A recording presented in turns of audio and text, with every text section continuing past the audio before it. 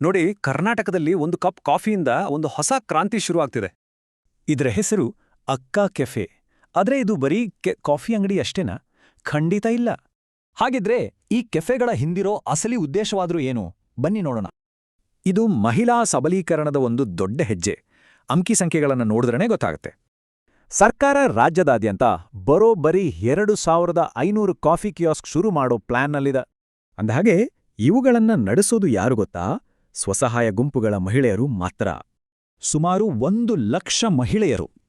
ಇವರನ್ನ ಉದ್ಯಮಿಗಳಾಗಿ ಬೆಳೆಸೋದು ಈ ಯೋಜನೆಯ ಗುರಿ. ಇವರಿಗೆ ಬೇಕಾದ ಟ್ರೈನಿಂಗ್ ಕೊಡೋ ಜವಾಬ್ದಾರಿ ಹೊತ್ತಿರೋದು ಭಾರತೀಯ ಕಾಫಿ ಮಂಡಳಿ. ಸರಿ, ಹಾಗಾದ್ರೆ ಈ ಅಕ್ಕಾ ಕೆಫೆ ಮೆನುವಲ್ಲಿ ಏನೆಲ್ಲ ಇರುತ್ತೆ? ಇಲ್ಲಿ ಸಿಗೋದು ಅಪ್ಪಟ ಫಿಲ್ಟರ್ ಕಾಫಿ, ನಮ್ಮದೇ ಊರಿನ ತಿಂಡಿ, ಅದು ಕೈಗೆಟ್ಟೋ ಬೆಲೆಯಲ್ಲಿ. ಹೌದು, ಭಾರತದ 75% ಕಾಫಿ ಬೆಳೆಯೋ ನಮ್ಮ ಕರ್ನಾಟಕದ ಕಾಫಿಯನ್ನೇ ಇಲ್ಲಿ ಬಳಸಲಾಗುತ್ತೆ. ಆದ್ರೆ ಈ ಯೋಜನೆ ಬರೀ ಕಾಫಿ ಕಿಯಾಸ್ಕ್ಗೆ ಸೀಮಿತವಾಗಿಲ್ಲ. ಇದರ ಹಿಂದೆ ಇನ್ನೂ ದೊಡ್ಡ ಪ್ಲಾನ್ ಇದೆ. ಮೊದಲನೇದು ಮಹಿಳಾ ಉದ್ಯಮಶೀಲತೆ, ಎರಡನೆಯದು ಕುಟುಂಬಕ್ಕೆ ಬೆಂಬಲ, ಮೂರನೆಯದು ಬ್ರ್ಯಾಂಡ್ ಕರ್ನಾಟಕ.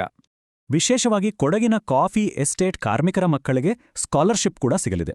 ನಮ್ಮ ಕಾಫಿಗೆ ಪ್ರೀಮಿಯಂ ಗ್ಲೋಬಲ್ ಇಮೇಜ್ ಕೊಡೋಕೆ ಬೆಂಗಳೂರು ಏರ್ಪೋರ್ಟ್ನಲ್ಲೂ ಪ್ರಮೋಟ್ ಮಾಡಲಾಗ್ತಿದೆ. ಹಾಗಾದ್ರೆ ಈ ಎಲ್ಲಾ ಯೋಜನೆಗಳ ಹಿಂದಿರೋ ಅಂತಿಮ ಗುರಿ ಏನು?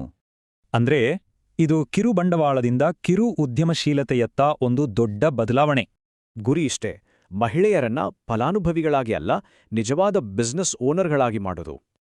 ಹಾಗಿದ್ರೆ ಈ ಹೊಸ ಮಾದರಿ ಆರ್ಥಿಕ ಸಬಲೀಕರಣಕ್ಕೆ ಒಂದು ಹೊಸ ದಾರಿ ತೋರಿಸ್ತಾ?